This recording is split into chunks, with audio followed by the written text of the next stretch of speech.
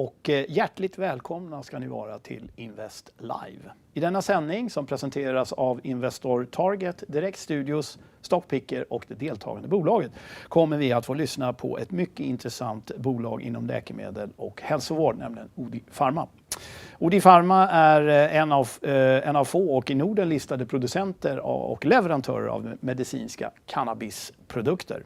Du som tittar live kan som alltid när vi sänder ställa dina frågor, och den här gången blir det då till ordföranden och huvudägaren Volker Wiederrich. Du kan ställa dina frågor direkt till honom, och det gör du i chattfältet, så ska vi ta dem efter presentationen. Presentationen kommer nu att fortsätta på engelska. Hello Volker, how are things? Hello, I'm good. Thank you for having me. Excellent. Should be a real pleasure. Volker, you just released your full year results, and with that, the quarterly. Please take us through your presentation. Thank you. So my name is Volker Wiederrich. I'm the chairman of ODI Pharma.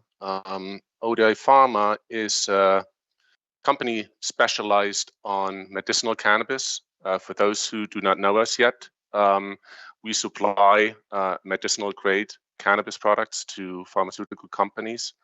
We IPO'd on the stock market on Spotlight already in 2020. We were founded in 2018.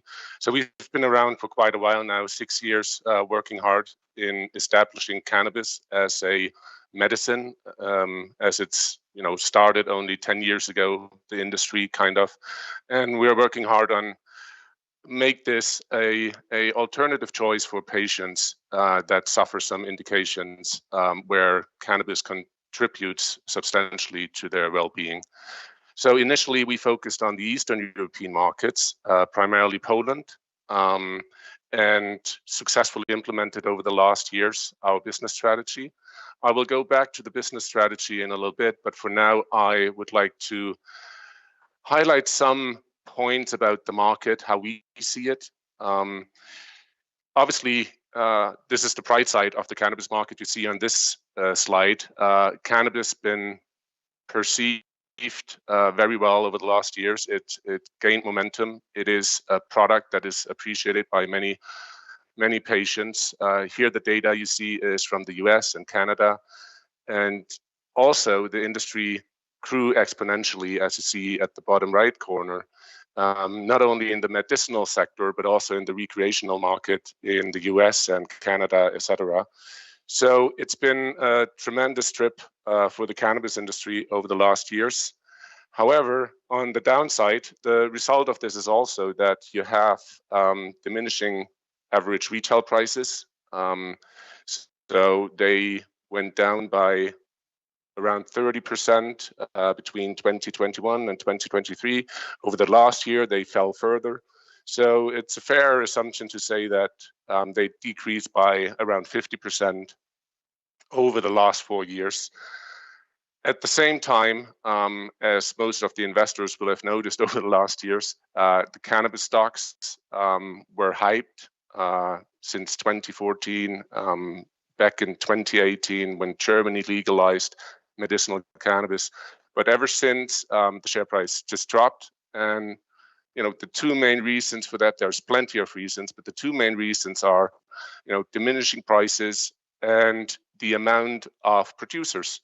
So you see on the right hand side that this is an example from Canada, that in beginning of 2013, 2014, you maybe had 10 producers that supplied the market with medicinal cannabis. This now increased after the legalization of the product in Canada up to almost 1,000 of producers. So it's fair to say that the industry became very, very competitive over the last years with the obvious consequences here expressed as prices and quantities of products and manufacturers. So as I said earlier, we are focused on the Eastern European market, where Poland is our first key market where we supply products. It took us a very long time to get our products registered there, as the barriers of entry to that market are fairly high. But what we've seen since we started our business, which, let's take it from our IPO 2020. There were basically only 7,000 prescriptions issued by doctors to patients in the market over the whole year. Now in 2023, it reached already 280,000 prescriptions. So a massive increase, which again shows that the product is well received by the patients and it's actually used as a substitute or complementary to traditional medication. Also, the amount of products, obviously in line with the amount of prescriptions, the amount of products that were distributed via pharmacies increased substantially. From 2020, it was around 49 kilograms a year, where it's now 4,600 kilograms in the last year, 2023. And this year, it will be even more. So the market hasn't stopped yet. It's just growing and growing and growing. At the same time, what differentiates the Polish market a little bit from international markets is that the barriers of entry are so high, given the product requirements in terms of quality, etc. It is very limited in terms of suppliers. So there are basically only 28 products in the market right now, provided by 13 different companies. And this is kind of a unique place where we try to benefit from. So going back to our business model, how do we do our business? We are a very asset-light business. So we do not have a cultivation facility. We do not grow ourselves. We outsource the things we can as much as possible. So in the end, we try to keep our costs at a very low level, which allows us to scale our business. So for us, it's not much of a difference whether we ship 10 kilos or whether we sell 100 kilos. For us, it's basically the same process and the same input we have to provide. Also, we chose not to, as I said, we don't have a cultivation facility, meaning we do not grow our own products. We rely on strong partners in the market. So we select the products from some of the biggest cannabis cultivators globally. And also on the other side, we choose not to have our own sales teams in the market, but we sell basically to the biggest distributors and pharmaceutical companies in these markets. So assuming this middleman position, if you want to call it like that, we have access to the most innovative and broadest product range when it comes to cannabis products. And it allows us to work with our customers, which provide the sales capacities in these markets. With the Eastern Europe set, this is under an 8.5 years agreement exclusively with very strong partner in the Eastern European market. But at the same time, we're taking one country by the next in these markets, because the registration processes and introduction of these products, it takes its time. So one by one. At the same time, we're expanding into new markets where we think we find a business model that makes sense. And obviously, for each market, we have to alter our business model a little bit. But once we find an opportunity, we enter new markets. So as Carlo already said, we published this morning our year-end report. As you can see here on this slide, our revenues stayed 25 million over the last financial year, which is an increase of more than 14,000% to the previous year. You can read from that number, obviously, that the business really started off now. It's worthwhile to mention that around 90% of these revenues were only done within 2 quarters of the 4. So there's some fluctuation. We have big orders, so we are not selling continuously in small orders, but we're selling only big orders, and they come in not daily, but so sometimes one quarter is more, one quarter it's less. We were able to generate a profit from these revenues. This is the income before taxes, amounted to 550,000 Swedish kroners. And I think given how our setup works and given our contracts, we're thinking that it will carry on like this or improve.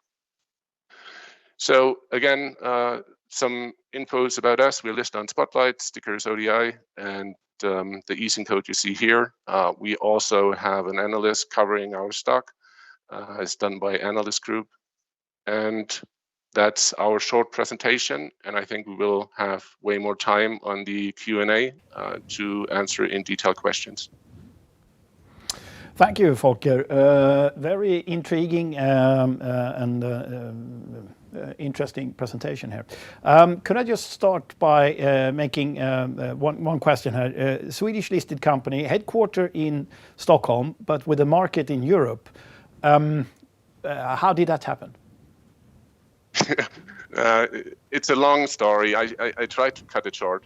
So the company started in Switzerland, where myself and the other founding partner, Derek Simrose, we met there. We started the ODI concept back in the last decade. And Derek is a resident of Sweden. There's 3 big shareholders in the company. It's myself, Derek, and Niklas. Niklas is a Swedish national as well.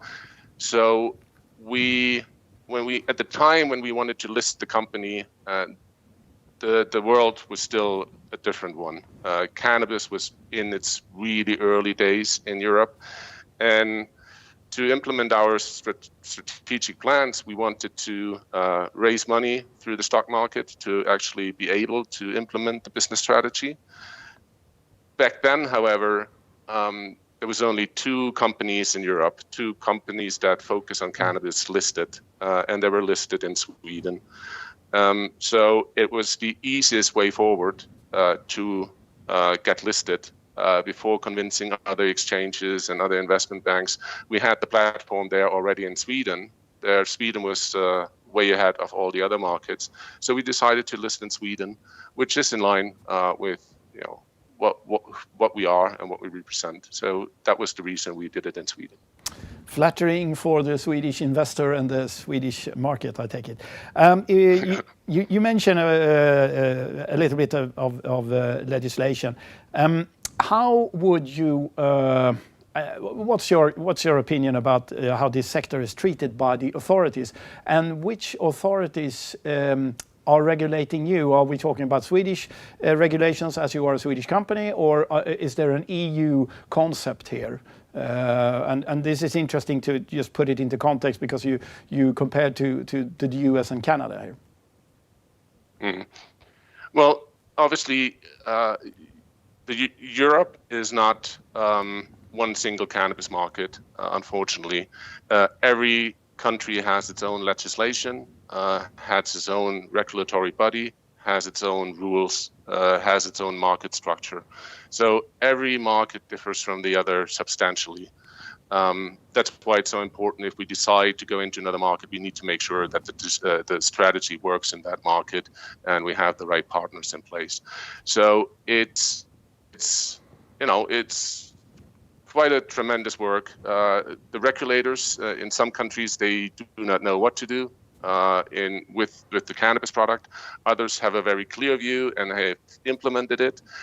We are happy that the Polish market has actually a really clear view on how they want to do it and how they implemented it.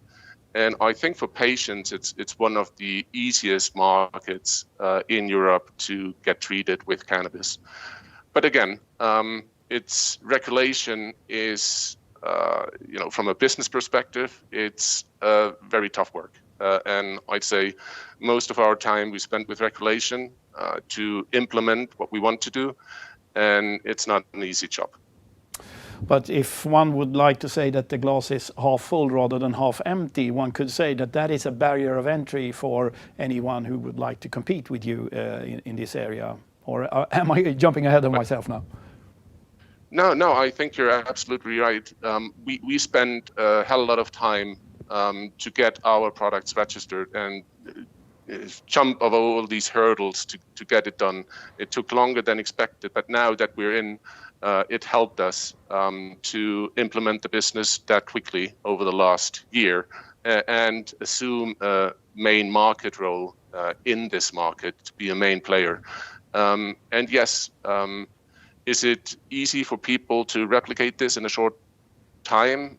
I doubt it. So I think, yes, you're right. It helped us a lot that we started early with this work in this market, and now we benefit from being in that position. Given the many areas and diseases cannabis can provide a solution and or relief to, what is the relationship with Big Pharma? Are you a threat or a complement? You mentioned Big Pharma and partners, but how do they view you? Our business model implies that we are a supplier of cannabis products to Big Pharma, actually. So you might think that Big Pharma looks at the cannabis industry as, a competition to their traditional medicine, which it actually is, but at the same time, they understand that it's a complementary product to what they sell. Because the demand, I had this on the previous slides, that the demand is just there. The people want the product as an alternative medication, and hence the Big Pharma understands it needs to, steer into that direction and to be part of this industry as well, and that's what they do. So I think it's a complementary product for them, and we are supplying and helping them to getting into this industry as smooth as possible and quickly as possible. So if they would need the underlying product here, they will come to you? I hope so, yeah. Asset-light infrastructure, which means in a layman's term, is that you don't own the crops, as it were. How do you secure the underlying products? Do you have long-term contracts, or how does it work?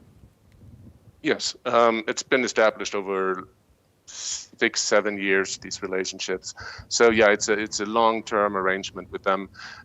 For us, it's key to have, given the price pressure you have on this market and the differences in quality, and with all these manufacturers that come and grow products, we only rely on high-end products, the most innovative firms that can provide also the quantities that are needed. Because as I said, we're not shipping 5 kilos here and 5 kilos there, but it's bigger orders, and we need to rely on the biggest manufacturers globally that can easily produce whatever quantity we need in the given time.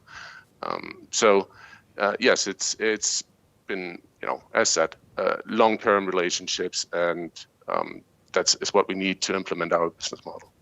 And also, you were mentioning to one of your slides, but I believe that was in Canada, when the number of producers have gone up, and then the prices come down for the underlying asset or the crop, as it were, in that respect.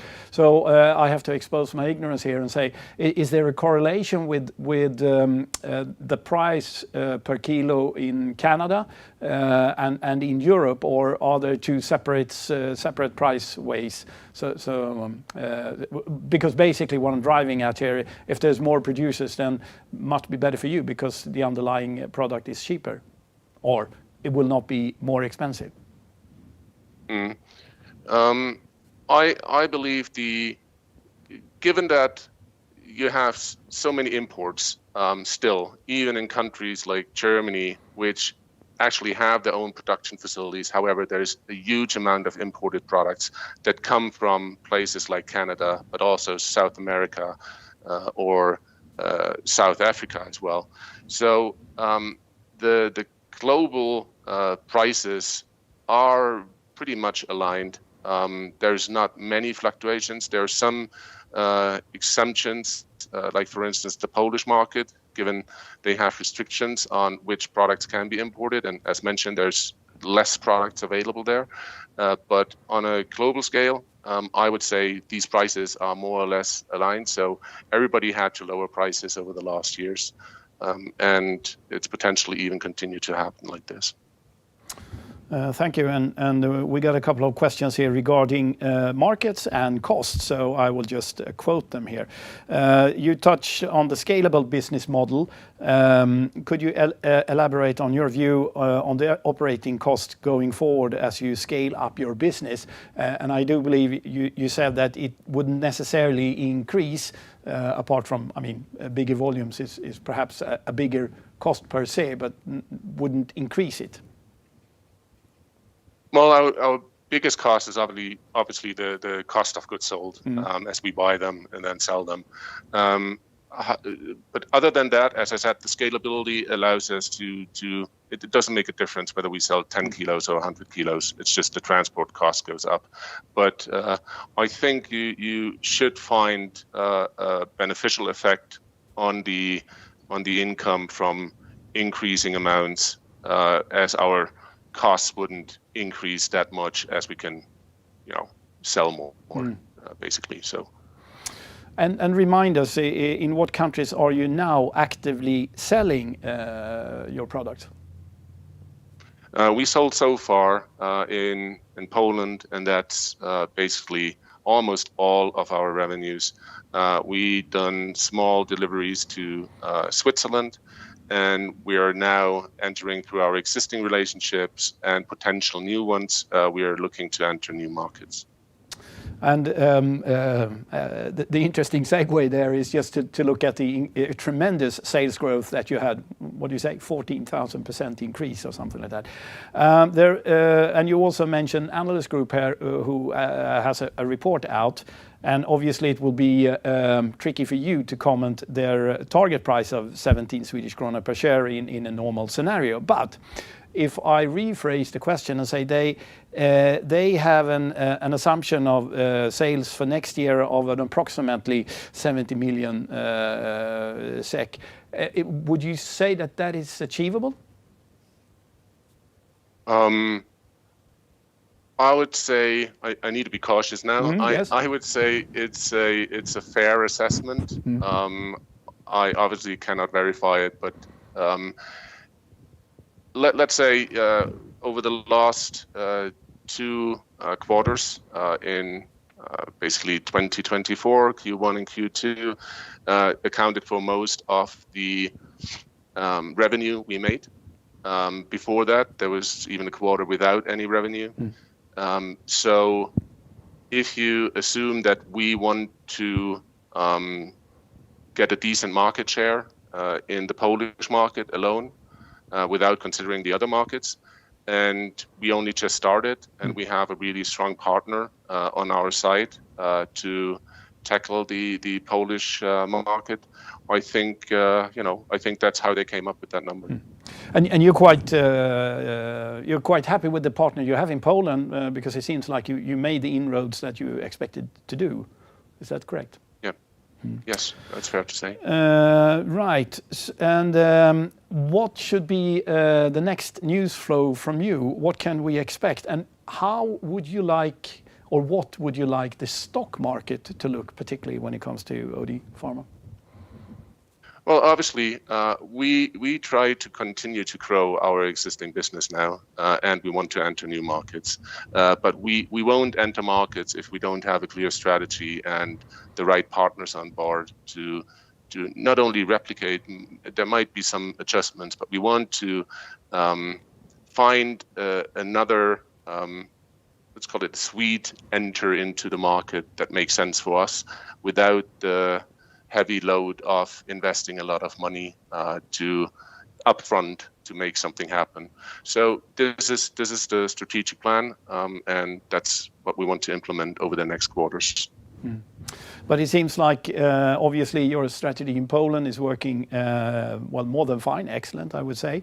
But patience should be a virtue here because you are obviously in the hands of the authorities, as it were. But we should watch for new market entrants, and Poland would be, let's say, an ongoing business. Is that the interpretation we should leave this presentation Correct. with? Oh. Yes, correct. That's correct. Excellent. Thank you, Volker. Very interesting and intriguing and a very, let's say, odd business, which is definitely here to stay. So we wish you the best of luck, not that you need it. And thank you for this presentation. Thank you. Thank you for that, Carlo. Thank you. Och vi säger tack till er som har tittat och ni som tittade live här och ställde frågor riktar vi också ett speciellt tack. På återseende. Hej då!